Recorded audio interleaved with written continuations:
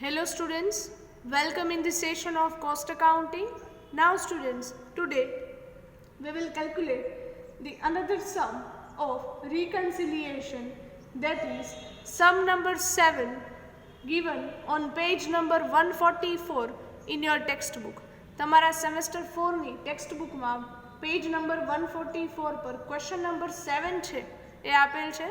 Keep the textbook in front of you and read the question carefully. The following figures are extracted or obtained from the financial accounts. Students, underline કરજો.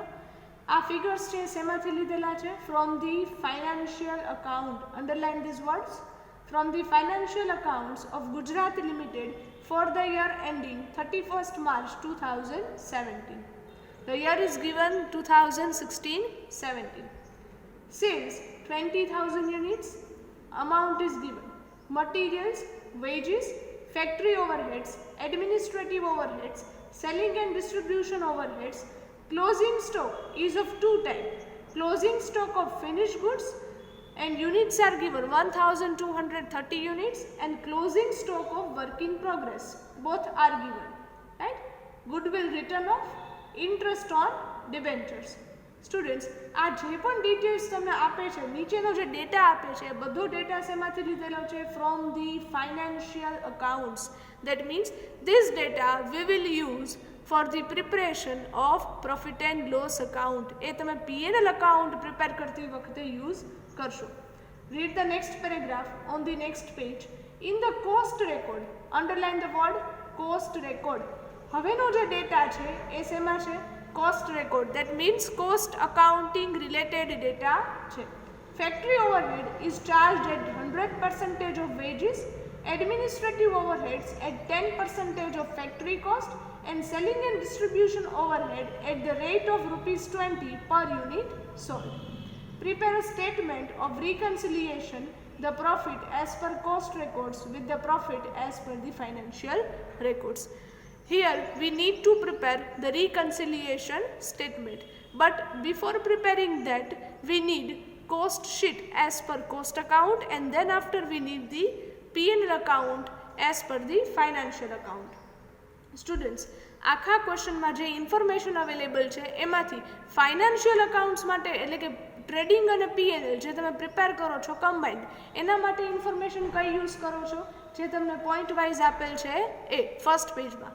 અને cost રેકોર્ડની જે details છે કે જેમાં estimated details છે કે વેજીસના 100%, factory કોસ્ટના 10%, એ જે અઝ્યુમ્ડ data આપેલો છે એ તમે યુઝ ક્યાં કરશો? While preparing the cost sheet. Students, હવે ખ્યાલ આવે છે કઈ ઇન્ફોર્મેશનનો યુઝ પીએનએલ અકાઉન્ટમાં કરો છો અને કઈ ઇન્ફોર્મેશનનો યુઝ કરો છો કોસ્ટ શીટ માટે? Right. So first we will prepare the cost sheet, then trading and P&L account combined, and then after reconciliation statement. Now students, before that, to prepare the cost sheet we need units produced and units sold. ભલે cost શીટમાં તમે પર યુનિટની column નથી બનાવતા students, but હા તમારે always requirement રહેશે યુનિટ્સ પ્રોડ્યુસ્ડ અને યુનિટ્સ સોલ્ડની. Here in this question give the heading in your book. Question number 7, page number 144. In this question, first of all write down units sold and produced. Here units sold are given 20,000 units. Sales ni બાજુમાં આપે છે. Right? Then after units produced are missing. એ ક્યાંય available નથી. But closing stock units are given. How much? 1,230 units. Now students, from the unit costing chapter we have this formula. આપણી પાસે આ formula છે. What is the formula? Units sold equals to opening stock of finished goods plus units produced minus closing stock of finished goods. Units sold are given in the question 20,000 units equals to opening stock information is not given anywhere in the question, so we will take it as 0. તો આપણે કેટલા લઈએ છીએ? 0 plus units produced are missing minus closing stock units are 1,230 units. So I will keep it as it is, units produced, and our units opposite side just as students. So we will change the sign. So it will come 20,000 plus 1,230. So total units produced are 21,230 units. ચલો અહીં સુધી ખ્યાલ આવે છે students? આ સમજાય છે, right? Now after finding out units produced and units sold, next we will prepare the cost sheet. હવે આપણે પ્રિપેર શું કરશું students? Cost sheet. Now give the heading in your book Gujarat limited cost sheet. એ તમે કયા record પ્રમાણે prepare કરો છો? As per the cost account, right? Units produced અને સોલ્ડ હવે બંને તમારી પાસે અવેલેબલ છે. First of all always write down the materials. As I told you, material અને વેજીસ એ જનરલી બંનેમાં તમે કેવા લ્યો છો? Same. Cost sheet and P&L account, right? Material prices તમને આપેલા છે ફાઇનાન્શિયલ અકાઉન્ટ્સના ડેટામાં, રાઈટ? 20 lakhs એ જ તમે લઈ શકશો. Second one veggies, that are also given 10 lakh rupees, right? Now students, direct expenses are not given, so we will skip that. Then after, as per the format of cost sheet, we will write down the opening stock of work in progress and deduct the closing stock of work in progress. In this question, closing stock of work in progress is given on the first page, last third point. Closing stock of work in progress એ તમને આપે છે. So we will write down this point. Opening stock dash and closing stock amount is given 1,40,000 rupees. Is that clear students? So now we get the first cost, that is prime cost, which will come 28,60,000 rupees. Now in a prime cost we will add the factory overheads. See in the question factory overheads related કોઈ condition છે તમારે આ ક્યાંથી find out કરવાનું છે? Cost એકાઉન્ટિંગના ડેટામાંથી. Cost એકાઉન્ટિંગનો ડેટા તમને લાસ્ટ સેકન્ડ પેરેગ્રાફમાં આપેલ છે. Factory overheads is charged at 100% of wages. Here the wages are given 10 lakh rupees, એમના 100%. So again 10 lakhs. So now the factory cost that we will get is 38,60,000 rupees. In other factory cost we will add the admin overheads. In the admin overheads, let's see condition is given or not. Yes, read the second line in the paragraph. Admin overheads at 10% of factory cost. Factory cost na 10%. Factory cost na 10%. How much? 3,86,000 rupees. So now we will get the third cost, that is cost of production, which will come 42,46,000 rupees. In the cost of production, we will add the opening stock of finished goods minus closing stock of finished goods. Now students, as you know, closing stock નું valuation cost accounting માં તમે કયા basis પર કરો છો? Always on the basis of cost of production. તમને first સેશનથી જ કહેતી આવું છું, રાઈટ? ક્લોઝિંગ સ્ટોક કોસ્ટ શીટમાં વેલ્યુડ કરો છો on the basis of cost of production. અહીંયા તમારી કોસ્ટ ઓફ પ્રોડક્શન કેટલી આવે છે સ્ટુડન્ટ્સ? 42,46,000 રૂપીસ મલ્ટીપ્લાય ક્લોઝિંગ સ્ટોકના યુનિટ્સ કેટલા છે સ્ટુડન્ટ્સ? 1,230.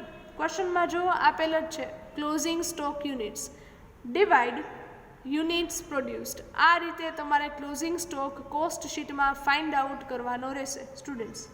આ ખ્યાલ આવે છે? સમજાય છે સ્ટુડન્ટ્સ? રાઈટ? Why? Because આપણી પાસે પર unit cost of production available નથી. So we will take the total amount of cost of production, multiply with always closing stock units and divide by units produced. અહીંયા તમારે units produced નો use કરવાનો થશે, right? So now we will get the closing stock amount, that will be 2,46,000 rupees, which you need to deduct, right? So now we will get the fourth cost, that is cost of production of goods sold, which will come 40 lakh rupees. In that we will add the selling overheads.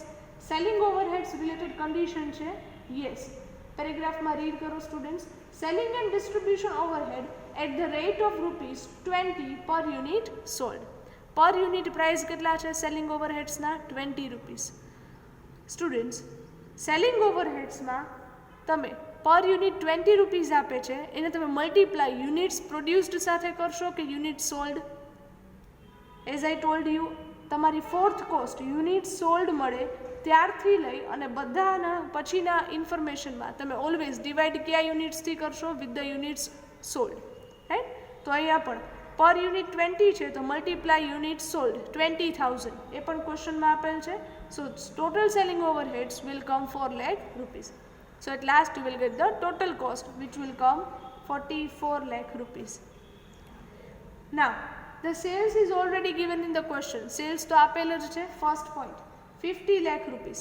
Write down that profit ની line છે skip કરી દેવાની, right? Write down the sales and now the difference will be either profit or loss. Here the profit will come 6 lakh rupees. ચલો અહીં સુધી clear થાય students? Cost sheet prepare કરતા આવડે? એક પોઈન્ટ અલગ છે જે તમારે ધ્યાનમાં રાખવાનો કે ક્લોઝિંગ સ્ટોક કઈ રીતે ફાઇન્ડ આઉટ કરવો. કઈ રીતે મળે? Cost of production multiply closing stock units divide by units produced. Now second we will prepare the trading and P&L account combined, right? And give the heading trading and P&L account, write down in the bracket as per financial account. Draw the format, debit and credit side, 4 columns are there. Okay. હવે તમે data કયો use કરો છો students? જે તમને first line ક્વેશ્ચનની આપ્યા પછી કે following details are extracted from the financial accounts, એ પછી જે ડેટા આપે છે એ જ યુઝ કરવાનું છે ફાઇનાન્શિયલ અકાઉન્ટિંગ એટલે કે ટ્રેડિંગ એન્ડ P&L માટે. First one is given sales. Sales ક્યાં રેકોર્ડ કરો છો? On a credit side 50 lakh rupees. Second material, debit side to material, then wages, then after factory overheads. તો એ પણ શેમાં આવશે? In a trading account part. So write down to factory overheads on debit side 9 lakh rupees. Then after students administrative and selling overheads એ તમારે કયા પાર્ટમાં આવશે? In the part of P&L account. એટલે અત્યારે આવે નહીં. Then after closing stock are given. Closing stocks are of two types, finished goods and work in progress. અહીંયા તો finished goods financial અકાઉન્ટના data પ્રમાણે જ આપેલો છે એટલે એમાં કોઈ ચેન્જ કરવાનો થશે નહીં. અને વર્ક ઇન પ્રોગ્રેસ આપણે બંનેમાં સેમ લેવાના થશે, કોસ્ટ શીટ હોય કે પછી P&L અકાઉન્ટ. આ ખ્યાલ આવે છે students? Closing work in progress બંનેમાં કેવો રહેશે? Same. So total closing stock amount will come 4,40,000 rupees. તમારા ટ્રેડિંગ અકાઉન્ટના પાર્ટમાં અહીં સુધી જ આવશે, right? So now make a total of trading account which will come 54,40,000 rupees. Debit side minus karo છો and the whatever amount will left is considered as the gross profit. Here it will come 15,40,000 rupees. Transfer the gross profit on the credit side of P&L account by gross profit. Right? Now record the expenses given. Factory overheads પછી તમને આપે છે admin overheads. Write down on the debit side to admin expenses 5,20,000. Then selling and distribution overheads. Write down again on debit side to selling and distribution expenses 3,60,000 rupees. Then closing stocks are recorded. Then after students goodwill written off is given. Goodwill written off is also a one type of expense. So we will record it again in the P&L account debit side to goodwill written off 4 lakh rupees. Then interest on debenture. Company is paying the interest on debenture. क्या मुक्शो? P&L account debit side 40,000 rupees. હવે જુઓ students એક પણ expenses trading અને P&Lમાં record કરવાના બાકી છે? ના, નથી. So now close the P&L account, make a total. The total will come 15,40,000 rupees. Debit side minus કરો છો, P&Lનો પોર્શન જ માઇનસ કરજો સ્ટુડન્ટ્સ. અહીંયા તમારું ટ્રેડિંગ અકાઉન્ટ પૂરું થઈ જાય છે, રાઈટ? હવે તમારે ખાલી P&L અકાઉન્ટની ડેબિટ સાઇડ જ માઇનસ કરવાની છે, means from this. So what ever amount will left is considered as the net profit. The net profit over here will come 2,20,000 rupees. ચલો કોસ્ટ શીટ અને trading and P&L account prepare કરતા આવડે students? આ ખ્યાલ આવે છે? Always પહેલાં cost sheet જ પ્રિપેર કરજો, પછી જ trading and P&L. Why? Because જ્યારે રિકન્સિલિએશન સ્ટેટમેન્ટમાં તમારા ફિગર્સ છે, અમાઉન્ટ છે, એ કમ્પેર કરશો ત્યારે ઇઝી રહે, right? Okay. Now on the next page prepare the reconciliation statement. As usual, 3 columns are there. First one particulars, second inner column, third outer column. Start ક્યાંથી કરીએ છીએ students? Yesterday I already given you the format of reconciliation statement. Now must remember the whole format. હવે તમને આખું format યાદ હોવું જોઈએ students. યાદ ન હોય તો યાદ રાખી લેજો, right? Always starting with the profit as પર કોસ્ટ એકાઉન્ટ. ક્યાંથી મળે? From the cost sheet. તમે કોસ્ટ શીટ બનાવેલ છે પહેલાં, ત્યાંથી જ પ્રોફિટ છે અહીંયા લખો. Write down in outer column 6 lakh rupees in which we are adding certain items. કઈ કઈ આઇટમ્સ છે એડ કરો છો? Number 1, items not credited to cost account. હવે સ્ટુડન્ટ્સ જ્યારે એક્ઝામમાં તમે રિકન્સિલિએશન સ્ટેટમેન્ટ પ્રિપેર કરતા હોય ત્યારે કરવાનું શું? આ જે 3 પોઈન્ટ્સ છે એમાં તમારે 3 to 4 લાઇન અપ્રોક્સ છોડી અને હેડિંગ્સ છે આપી દેવાના, રાઈટ? પછી અગેઇન 2 to 3 લાઇન સ્કીપ કરો છો. હવે તમે માઇનસ કરી અને ફરી પાછા આ હેડિંગ્સ છે આપી દો છો 2 to 3 લાઇન સ્કીપ કરીને, રાઈટ? જેથી કરીને આખું સ્ટેટમેન્ટનું ફોર્મેટ ખાલી રેડી હોય તો તમારે ટ્રાન્ઝેક્શન જ ખાલી મૂકવાના રહે, right? Number 1, items not credited to cost account. Credited એટલે તમારે ચેક ક્યાં કરવાનું છે? P&L અકાઉન્ટમાં ક્રેડિટ સાઇડ. ક્રેડિટ સાઇડ એવું એક પણ ટ્રાન્ઝેક્શન છે કે જે કોસ્ટ શીટમાં નથી? જો સેલ્સ એ તો છે, ક્લોઝિંગ સ્ટોક પણ છે, બંને, અને ગ્રોસ પ્રોફિટ તો આવે નહીં. That means there are no such items. તો અહીંયા શું કરશો? Dash. Second one, items shown only in cost account. એ તો જનરલી ક્યારેય નહીં હોય students, so again dash. Third one, overheads over recovered. એવા કયા કયા ઓવરહેડ્સ છે કે જે ઓવર રિકવર્ડ છે? એ કેમ ખ્યાલ આવે સ્ટુડન્ટ્સ? જેટલા પણ ઓવરહેડ્સ છે, factory overheads, admin overheads, selling and distribution overheads, એ તમારે બંનેના કમ્પેર કરવાના. જો કોસ્ટ શીટનો ફિગર હાયર હોય then those are considered as the over recovered overheads, right? Let's compare. First one, factory overheads. Factory overheads cost શીટમાં જુઓ કેટલા છે? 10 lakhs. And in trading and P&L factory overheads are 9 lakhs. બંનેને compare કરો. Cost શીટની amount higher છે કે lower? Higher. That means it is called over recovered. Write down over here. Factory overheads બંનેનો તમારે ડિફરન્સ લેવાનો છે. So 10 lakhs of cost sheet minus 9 lakh of trading account, difference 1 lakh. Second છે office overheads. Office overheads students cost શીટના કેટલા છે? 3,86,000 and P&L અકાઉન્ટના 5,20,000. Okay, cost શીટના અમાઉન્ટ હાયર છે કે લોઅર? કોસ્ટ શીટ અમાઉન્ટ શું છે? લોઅર. તો લોઅર છે સ્ટુડન્ટ્સ, તો ઓવર રિકવર્ડ કહેવાય કે અંડર રિકવર્ડ? Under recovered. ક્યાં મેન્શન કરો છો? માઇનસ કરો છો અને second heading overheads under recovered ત્યાં લખો છો ઓફિસ ઓર એડમિન ઓવરહેડ્સ. ડિફરન્સ લ્યો છો 5,20,000 minus 3,86,000, difference 1,34,000. Next is selling and distribution overheads. Cost sheet amount is 4 lakh rupees and P&L account amount is 3,60,000. તો કોસ્ટ શીટનો અમાઉન્ટ કેવા છે સ્ટુડન્ટ્સ? હાયર. જો cost શીટના અમાઉન્ટ હાયર છે તો ઓવર રિકવર્ડ કે under recovered? Over recovered. Add કરો છો થર્ડ હેડિંગમાં. Selling and distribution overheads difference 4 lakh minus 3,60,000. So difference is 40,000. Now students, overheads are completed. હવે તમારે ચેક કરવાનું છે ઓપનિંગ એન્ડ ક્લોઝિંગ સ્ટોક.